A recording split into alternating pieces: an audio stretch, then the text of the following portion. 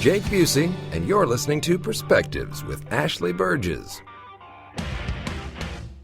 Welcome back to Live Your True Life Perspectives, and I'm your host, Ashley Burgess. Tonight we're going to be talking about when is the right time to cut ties with an old friend. When is the proper time to move on with your life? I know there can be a lot of questions surrounding this subject because it's hard. You've known them for a long time. They've been around in your life.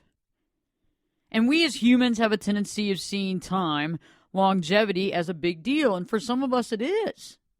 However, sometimes we cling to the relationship purely based on time frame. And let me give you an example. I'm sure that you have a friend right now that you've known for a very long time.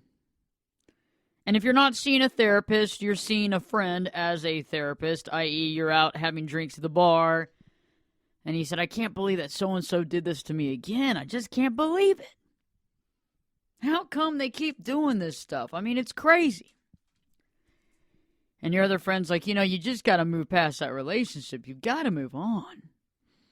You talk about this all the time. It's time to move on with your life. And you go, I know, but I've known him for 16 years. We've been friends since school. We've been friends since middle school. We've been friends since high school.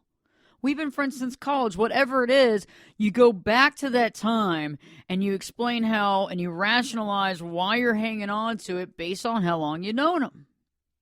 And so tonight I'm going to talk about what it means and when is it time to cut the ties with an old friend, how to know when to do it, and the checklist of the issues that you're coming into contact that you're dealing with right now that are telltale signs that it's time to move on.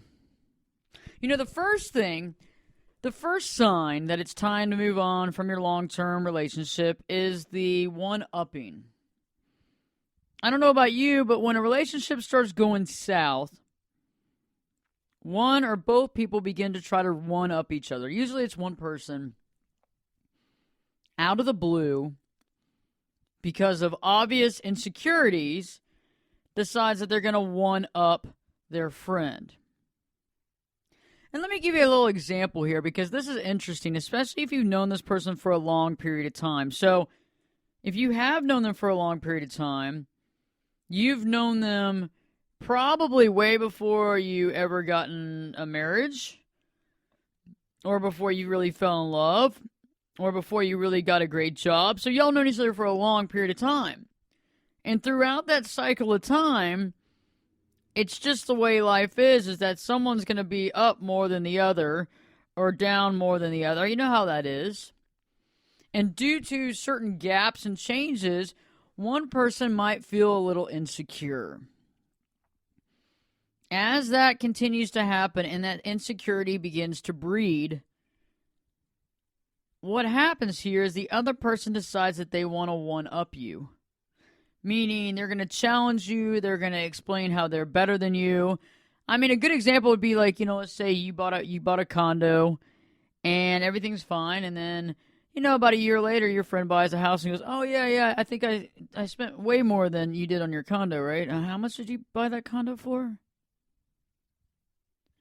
And it begins to be like a one-up scenario, and at first it can be kind of funny because people do this stuff all the time. It's no big deal.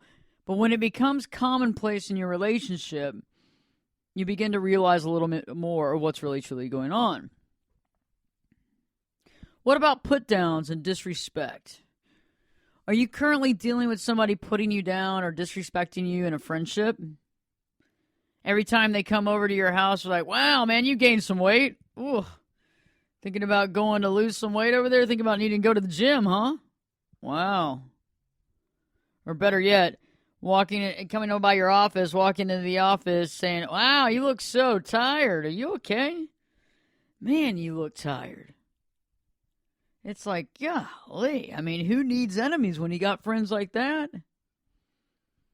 And a lot of times it's almost like you don't catch it. Like in the beginning when this starts off, you don't really catch what they're doing. And it's not until over a period of time when you begin to realize this, that you realize that this person is constantly putting you down. And all of this kind of goes back to when competition rears its ugly head. We normally have problems in relationships when it gets out of being a friendship and turns into a competition. And it would be one thing if both of you were very competitive and highly competitive in nature and just like being very competitive and that was part of your friendship. But the problem was that the friendship didn't begin that way. That was a good thing. That's why you're friends. But it ended up morphing and changing into a competition. One person feels as though they need to compete with the other person. And the problem with that is it's not a basis for friendship. All of our relationships started one way or another. And based on the way that it began is how we interpret not only the quality of the friendship, the continuity of the friendship, but better yet, where are you as far as friends are concerned? And when it becomes like competition rears its ugly head, that begins with the one-upping each other, the disrespect, the put-downs. And a lot of this can be categorized by how each person feels about themselves. And you know that this is something that I like to talk about a lot on Perspectives because our relationship with ourselves is directly related to all other relationships. Basically, how we feel about ourselves directly relates to how we feel about others.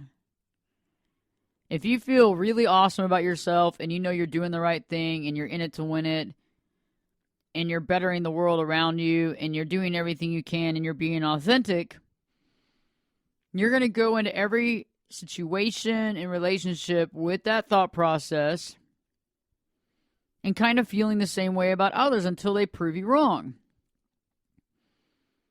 And I find it interesting, though, when you're feeling very, not very good, not very effective, very insecure, very stressed out, very scared about what's going to happen in the future, you kind of bring those types of people towards you.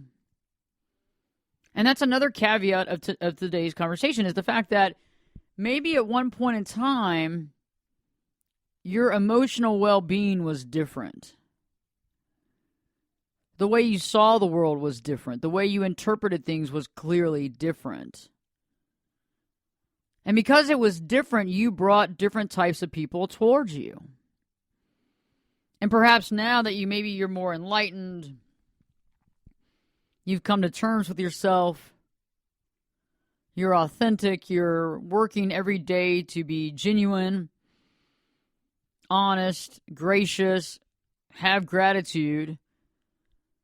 However, you still spend time with friends who you made in a different mindset, and those same people might still be in that old mindset. And it's hard to take somebody that's fearful or stressed out or panicking or anxious and maybe depressed about the future to move them into the next thought process without some hiccups. And I found that, we always hear that, friendships and friends are for a season. I think that some people might be with you for a lifetime. I don't know. I can't sit there and say, oh, it's only for a season. I think that if you really work to cultivate relationships, people can be in your life for a very long time. It's a two-way street. But there's a very big difference between cultivating relationships and keeping it going, even though everybody has busy schedules, versus when the relationship is not working. And I think one of the options here tonight that we want to talk about is when the other person in the relationship doesn't love or respect themselves, and in turn doesn't respect you. So I'm saying tonight basically categorically that you obviously love yourself and you respect yourself, because if that's not the case, then you got to sit there and think about maybe why this friendship's not really working out. Does it have something to do with you? However, let's just say in this moment in time that you love yourself, that you've dealt with the things that you felt aren't perfect on you, that you've accepted that you see yourself in all its glory no matter what, and that you truly and honestly respect yourself. If that's the case, then when you look at the other person in the relationship, they have to do the same thing for themselves as well. So just because you love and respect yourself, if they don't love and respect themselves, it doesn't matter. You can't have one whole and one half in a relationship. It doesn't work. Because what happens is the person that's whole thinks that they can help that person find the love and respect that they should have, and they go over there and they hold their hand and they try to figure it out. But the thing is that it doesn't work that way.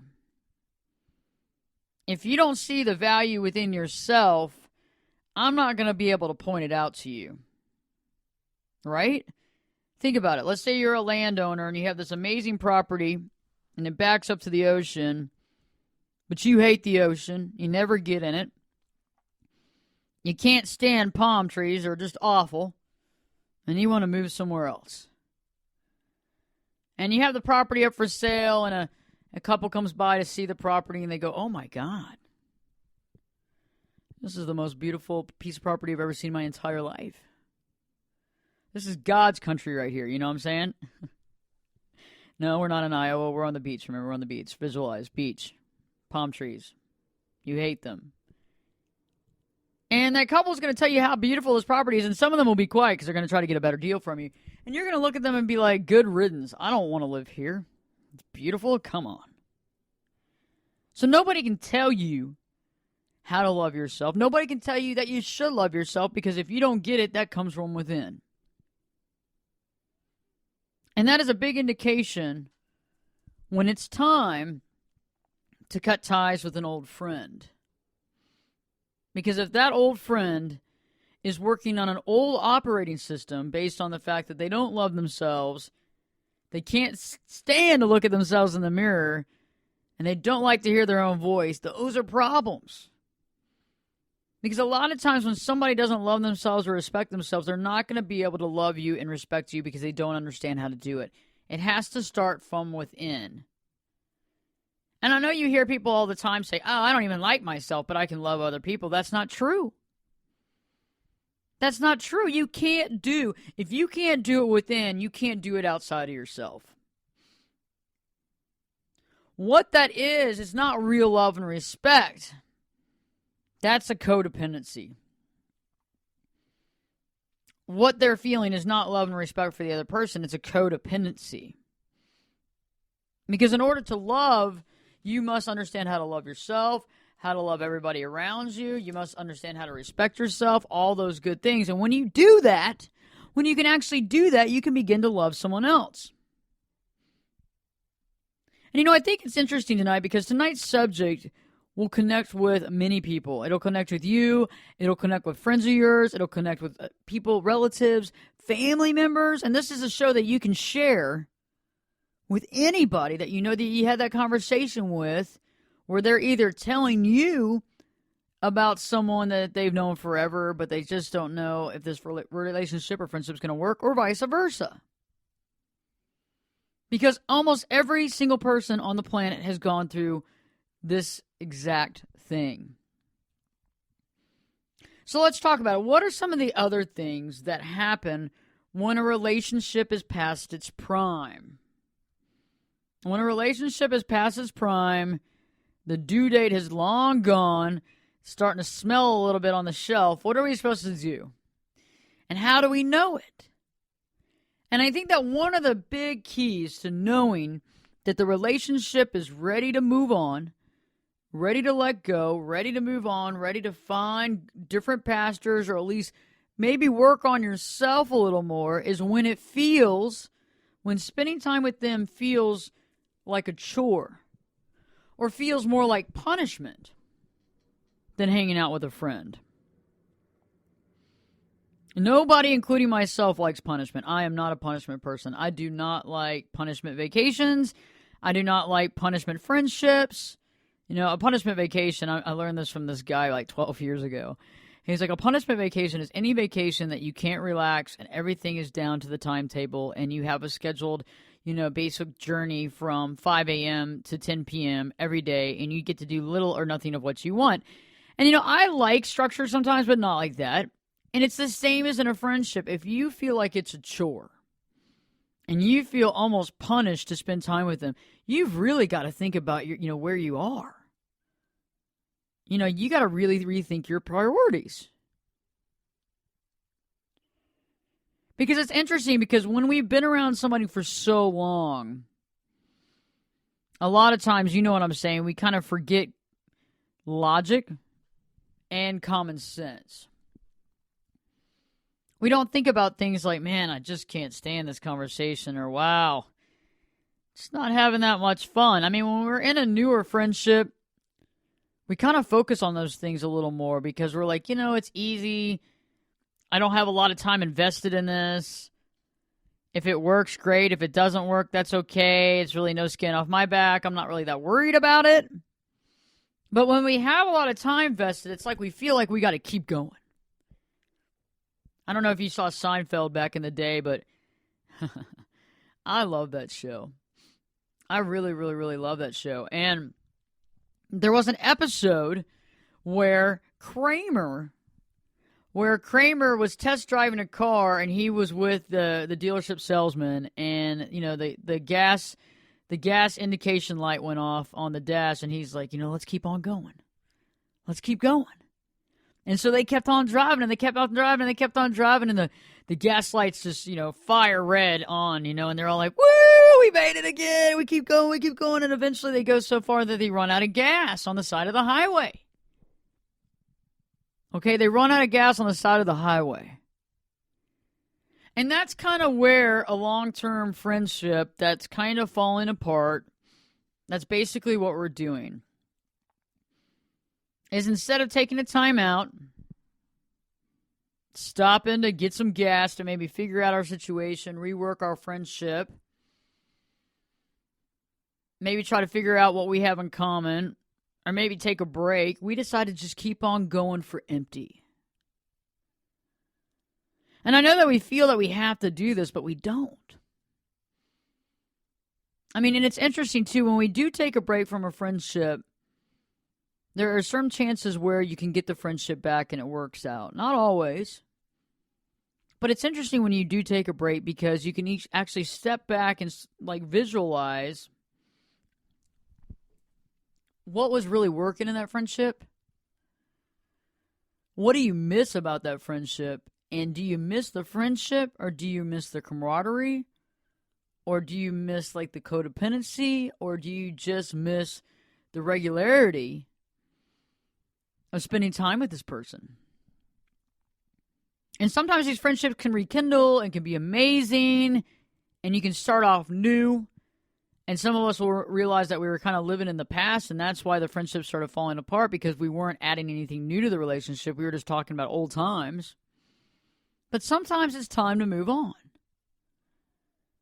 And I personally prefer to move on staying friends instead of move on after everybody hates each other, because we push the friendship to empty. We push it to empty. And we've all been in relationships like that we have just pushed it to empty. And you don't even want to see that person. You're like, oh, God, is that them? Oh, God, I'm going to walk the other way. I can't even deal with this. Oh, man.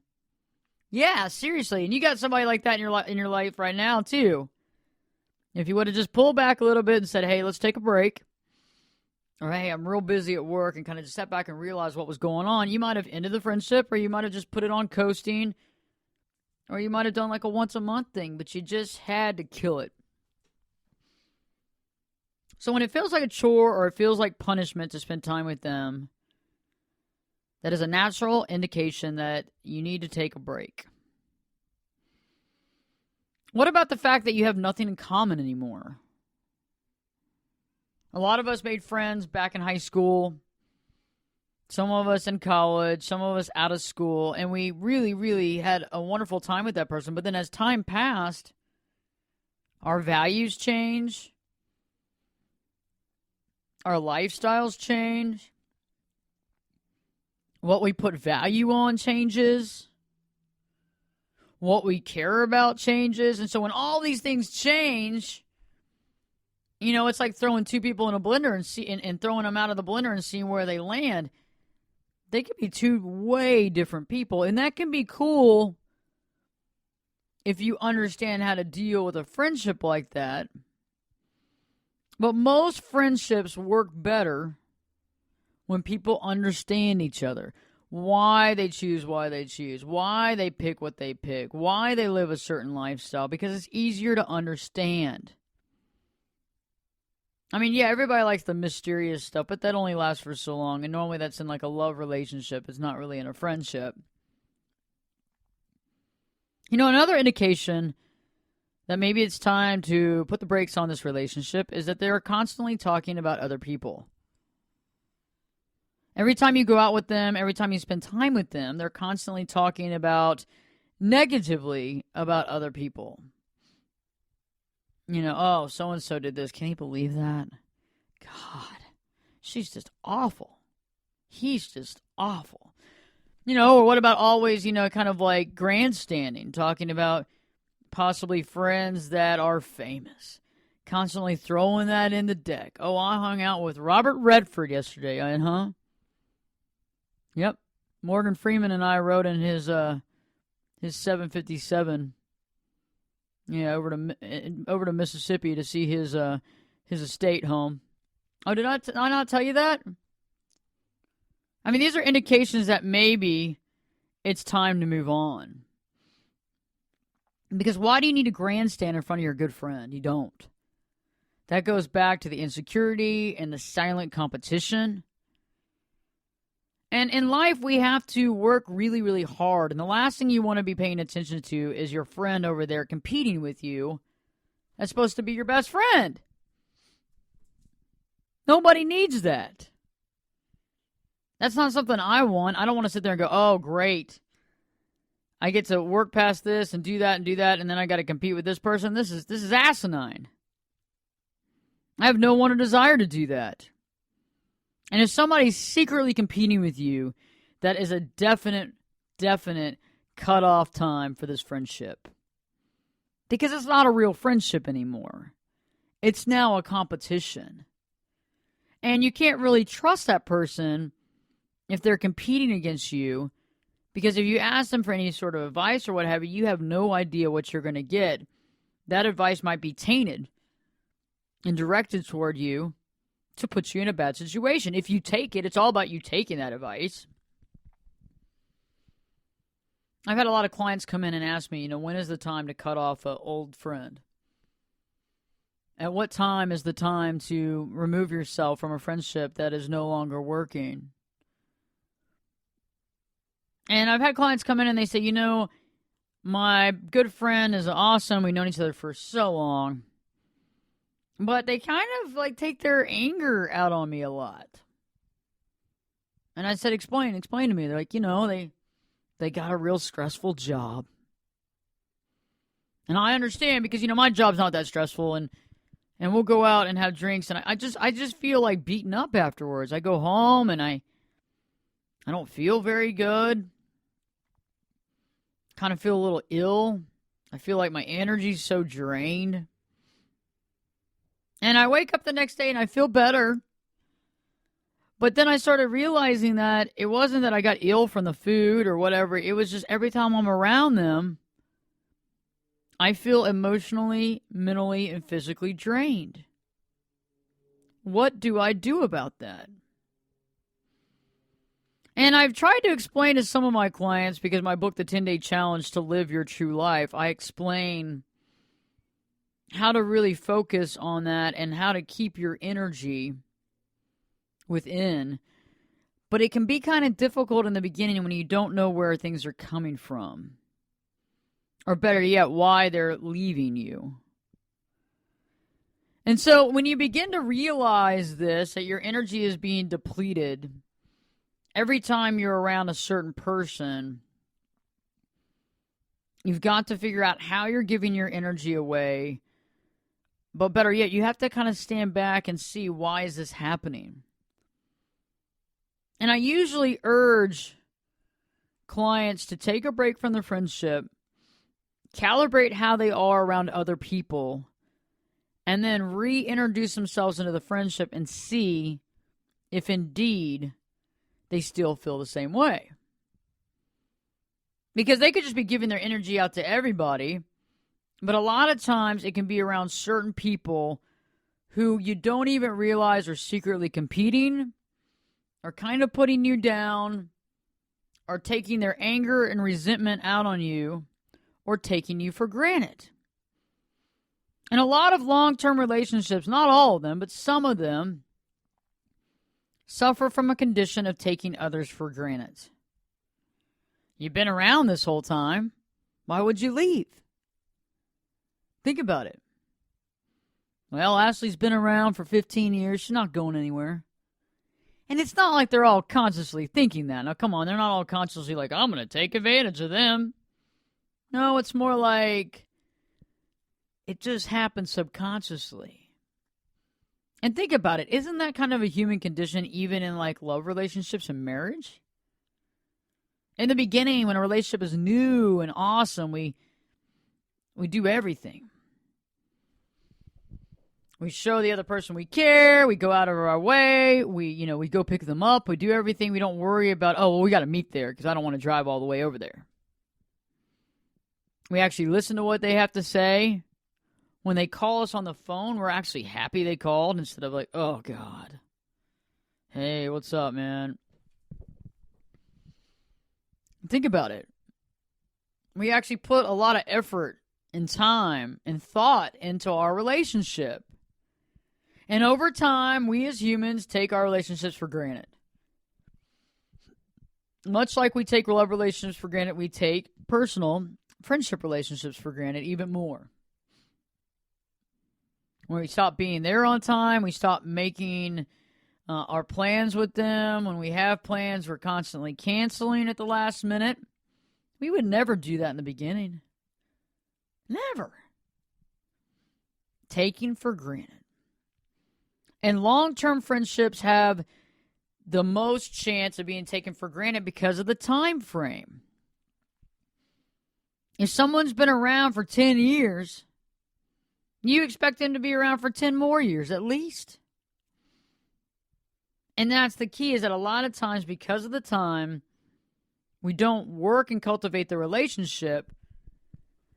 We just assume that it's always going to be there. It's never going to change. We're always going to have them in our life, and everything's just going to be the same. But that's just not reality. That's a Kool-Aid that was invented a long time ago that a lot of people have been drinking. But a lot of people have been drinking that Kool-Aid, and they're alone now. Their friend has gone because they were taken total advantage of. I mean, I've even had come to Jesus conversations with some of my good friends. I remember one time, it was like we had made plans one week, and the day before they canceled and said, hey, I got something going on, I can't do it. And I was like, okay. I was like, how about next week? They're like, perfect. So we put it on the calendar. The day before the next time, oh, Ashley, I'm just not going to be able to make it. I got to take care of my family, got to do something. Okay, that's fine, it's fine. I was like, well, you go on and call the shot next time when you want to do it. We set up an appointment. It was the day of they canceled that time. And normally, you give people 3 times, and then after that, you kind of take it personally. Shame on them once, shame on me twice, that kind of thing. Oh, my God. And I was like, you know what? I'm not going to make any plans. Every time we've made plans, it's never worked. Every time we've made plans, it's never actually come to fruition. And I'm out. And I remember it was funny. They called me up and they said, hey, what's been going on? I was like, not much. It's been working. And they're like, you want to get together? I was like, man, I'm a little gun shy on this. You know what I'm saying? I mean, we've made plans a dozen times, but we just can't keep it together. And we had a good discussion about it. And we're closer now than we were ever. But it took that conversation to sit down and say, hey, I see what's going on. If you want to keep going this direction, that's fine. But that's not a friendship to me. Not being there and canceling at the last minute and just not really respecting and taking for granted is really not the kind of relationship I want to be in right now. And maybe we wait a little while. Maybe we take a step back. But otherwise, I'm just pointing out the obvious. Another thing that I've found a lot in clients who are in friendships or relationships that it's time to cut bait, and this even applies to a love relationship as well. is that they make you feel bad about yourself. And I agree, I'm a therapist, so nobody can make you do anything, okay? I hear it. Can't make you feel bad about yourself, but people can do a good job of thrusting you into feeling guilty or bad about yourself just by bringing up certain things. And I know we have more control over ourselves, but it's hard sometimes when people bring up things that you did in the past that you are somewhat ashamed of. That you're somewhat ashamed of. I bet many of you listening have been in a situation where you're having a good time, you're out with your good friend, your old school friend, long-term relationship, and everything is just wonderful. It couldn't have been any better. And the person looks over at you and goes, hey, man, remember that time when we were out with those folks and you got super, super, super drunk? And you ended up taking off all your clothes, and you ran naked in that parking lot. Do you remember that? And then you got arrested. Do you remember that? Yeah, and I had to bail you out. You didn't have any clothes. God, that was really messed up. I don't know. How many people do you think saw you, man? I mean, you think there was like 30, 50 people out there on that street? There had to have been at least more than that. I mean, I'm not counting the cops and all, but I'm just saying, there must have been like 50 people out there that saw you do that. God. And you're over there like, oh my God. That was one of the worst things I've ever done in my life. I mean, you're still ashamed of that. Like, you can't get past that. I know that's an extreme example, but you get what I'm saying. Like, you can't get past it. You've dealt with this for years, and you're still trying to get past this shame that you feel over a situation that your good buddy just brought up over drinks. Like, this is something you've been working in therapy for 2 years to try to get over, and they just bring it up like that, and you're like, oh my God, as it jars you. It puts you back like in Arrested Development, and there you are running down that street naked, throwing your clothes behind you, people all laughing, pointing at you. Oh my God, it's awful. And seriously, when you're in a relationship that's no longer valuable, that's lost its value, that is no longer there to help you, but it's actually there to maybe hamper you, this is a big theme. Bringing up things that you did in your past that you might still be ashamed of. I mean, it's hard to clear your mind of things that you did in the past all of us have something that we're ashamed of. And for the most part, many of us have friends that know of what we're most ashamed of. And with that thought, if somebody realizes that they know that stuff, realizes the power of that over you, and uses that over you, uses that power over you, they are no longer your friend.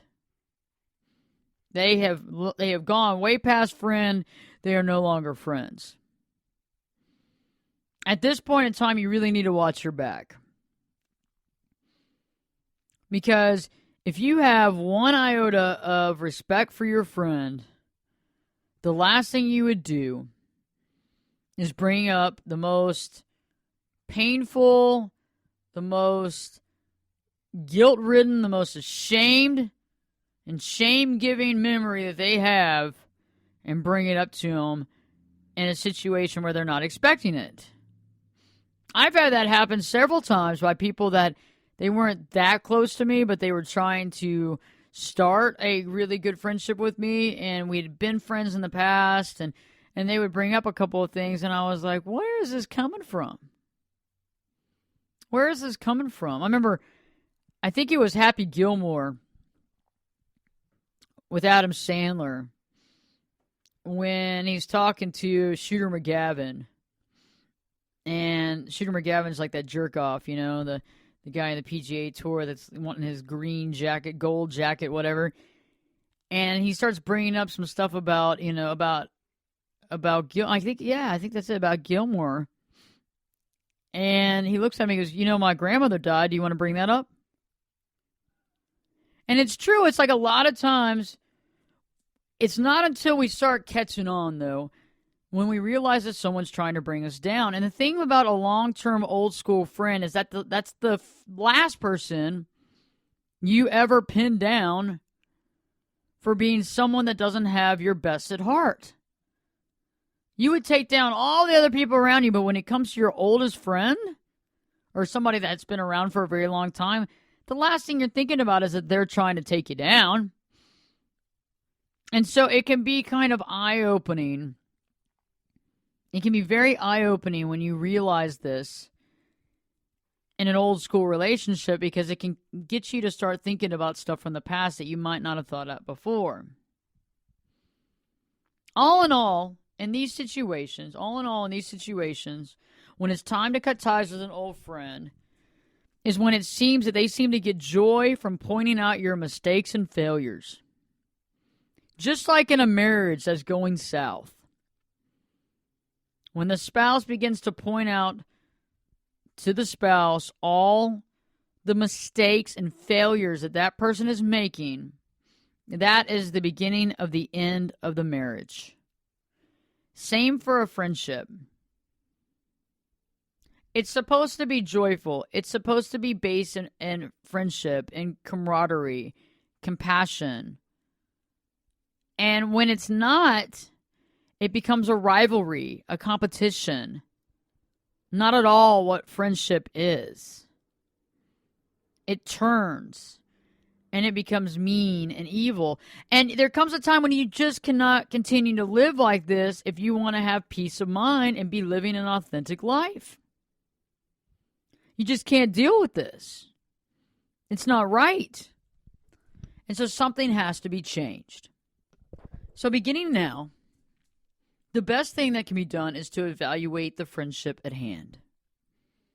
After listening to the show and everything that I've listed, if these apply to your current friendship, it's time to evaluate what you should do.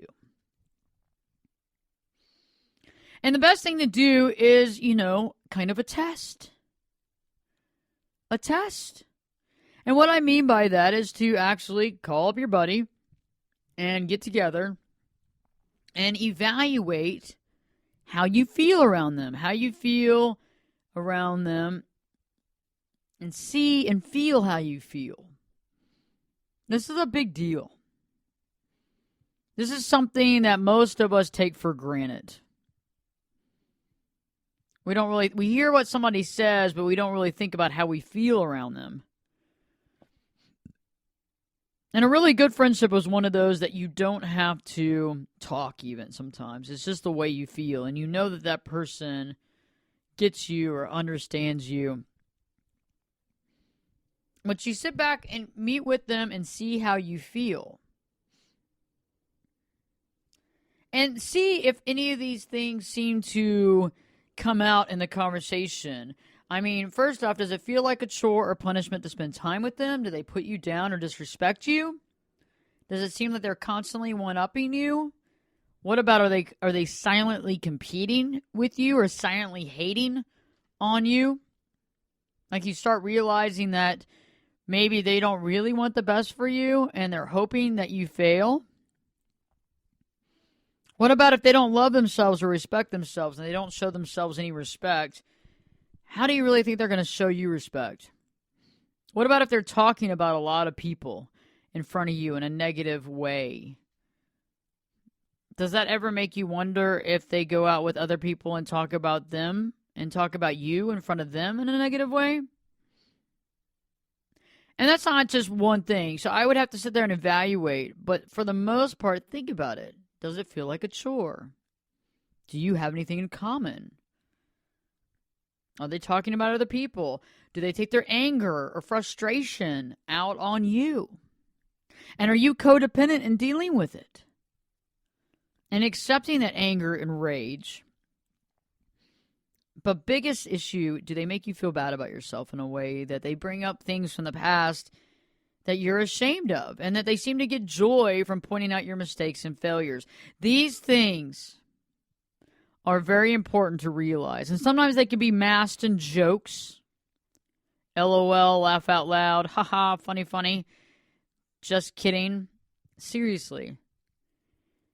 And the more they're masked, the more you have to ask yourself, why are you in this friendship? And remember that you can't get your time back. Like the grand universe doesn't look at you and go, well, Ashley, that friendship didn't work out, but you spent 20 years in it, so here's 20 years back to go make another friendship. Well, it doesn't work like that. And I know that because we see it that way, we have a tendency of saying, well, I had 20 solid years invested in this person. I'm going to make it work. I'm going to make it work because I already had 20 years in it. I'm not walking out on this relationship right now. I'm going to make this work. Okay, so you're just going to add more time to it. Instead of saying, okay, 20 years, that's a lot. I'm going to end this friendship at this point in time because I have to move on. I've got to spread my wings. I've got to move on. It's time to let that go and not invest anymore. I mean, the rationale behind that is basically like, let's say you invested $2 million into a stock. And over a period of time, over several years, it just completely tanked and you lost $2 million. And then you turn around and you go, well, I spent 2 years losing that $2 million. I'm going to try it again. And this time I'm going to put another $2 million in. And I'm going to see what happens. No, you don't do that. But that's the same thing we do with friendships. You know how many people there are in this world? Do you know how many people are out there that are probably really decent people and good people that you could be friends with? Instead of trying to triage this friendship and try to figure out what to do and how to make it better and how to get everybody on the, no! It's time at that point to let go. And it's interesting because when we begin to believe in ourselves and we find the love within ourselves and we find the love for ourselves that we have within ourselves, we begin to realize in the beginning subconsciously, but then consciously, what we must do to affirm the love and belief in ourselves. And what that means is that we actually get into friendships and make friends and make acquaintances and do this and do that in our life based on the respect that we have for ourselves. And in the past, I found out that when I had very little respect for myself, I chose quite poorly in the friendship area. And it was funny how you try to take that friendship and you try to keep it over time, but you made it in the time of your life that you weren't in a very good place. And it would be one thing if both of you had been in a not so good place and then both of you realized who you were and you understood and you found out how to love yourself and you got clarity. That would be different.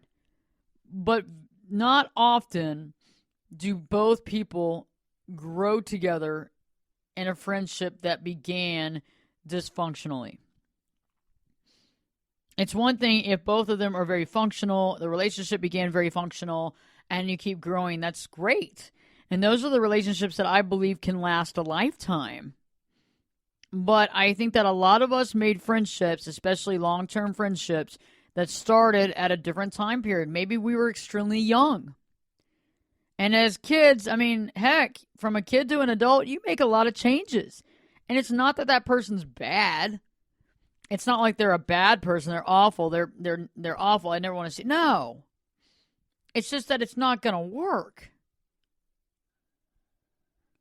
And, it's the same thing when we see a lot of people that get married right out of high school. It's really hard because when you met each other in high school, and now you're in like your 30s, early 40s, you had to have grown together instead of separate for an extremely long period of time and a major age gap. And that takes us a lot of work and a lot of dedication and some personality similarities that allow that to stay that way. And there was probably a lot of hurdles and a lot of pain that went with that process too. And so what I'm saying right now is that when you believe in yourself and you love yourself, you make choices for yourself that show yourself that you love yourself and that you believe in yourself. Because that's what truly matters. And, in the end, when everything's said and done, knock on wood, I haven't been there yet to tell you exactly what the end looks like. But as you grow and it's time to move on, it's your culmination. It's everything that you've done in your life. And all of these experiences make you who you are. And you don't have time to be doing things that don't help or don't reaffirm the love and respect you have for others and yourself. I've tried to hang out with people from my past that we met at a certain time, and it was a great time when we met, and we tried to keep that friendship, but I've even had friendships that are so extremely different from me that I've actually had people look at me and go, how are you friends with that person? Like, how? And I thought when I first heard that it was just the rudest comment anybody could say, and I was like, how dare you? You have no idea. And I sat back after that, and I began to realize, though, we were nothing alike. And I remember one time, a good friend of mine that we'd been friends for a long time, we went out to a restaurant, and he just got so angry with the server, with our waiter, and just kept going on and putting down the server and putting him down. And it was horrific. It was painful. It was painful. And if anybody's been on the other side of that, you know how painful it is. It's like you just want to run. You want to run and hide. You want to get out of there because you just can't stand it anymore. And I thought maybe this was a bad day for them. Maybe it was just a bad time. Something had gone on that they wouldn't tell me. And so like 3 weeks later when we made plans again, the same thing. And it was excruciating. And that's just not how I am. I treat everybody with respect, even people that don't give respect. It doesn't matter because, the way we talk directly, we hear everything that we say, right? So everything that we say to others goes into our ears and we hear it. So the way that we respond to others is direct response to ourselves. It's like the same idea when you put the middle finger up, guess who sees it first? You do. That's why I don't ever use that option, but I have in the past when I was younger, and I was like, man, I don't like the way that looks because it's pointing right up to me. But when you realize that certain things are just not you, and your values are different, and maybe they've always been different, and now it's become glaringly obvious, it's time to make room to know yourself, and it's time to make room to allow them to grow and you to move on to different, more fruitful relationships that can impact you in a positive, life-giving, life-changing concept. By the way, check me out on iTunes. And when you get a chance and you're listening on iTunes, I would amazingly love your review. If you can spend a second and review on iTunes, Live Your True Life Perspectives, I would love that. 5 stars is amazing if you feel like that. As well as if you have questions or ideas for really cool topics that you think would be very helpful and very eye-opening and something that really interests you, go on and comment on Spreaker. And I will definitely look over the concept, as well as go to ashleyburgess.com, Ashley, BERGES.com, ashleyburgess.com. And if you want to talk to me directly, click on the About page, click on Contact, and you can fill out that form, and it'll be sent to me ASAP, and I will reach out immediately. Remember, it's all about you. Every relationship we have in our life is based on the relationship we have with ourselves. If we truly love ourselves and we truly care about ourselves, we will find other people in our life to spend time with that truly love and care about themselves, making it an equal opportunity friendship, making it for a balanced friendship, making it for something a friendship that we learn from, we experience from, and we have gratitude for. Because that's why we're here, is to understand people, to unify, and to respect. On the next Live Your True Life Perspectives, I'll be talking about once you know that the relationship is toxic, what you can do about it and how you can get out of it. Have a great and wonderful rest of your day and week, and Live Your True Life Perspectives with your host, me, Ashley Burgess. We'll be back this time in 3 shakes. I like Perspectives with Ashley Burgess, but I prohibit my workers from listening to it.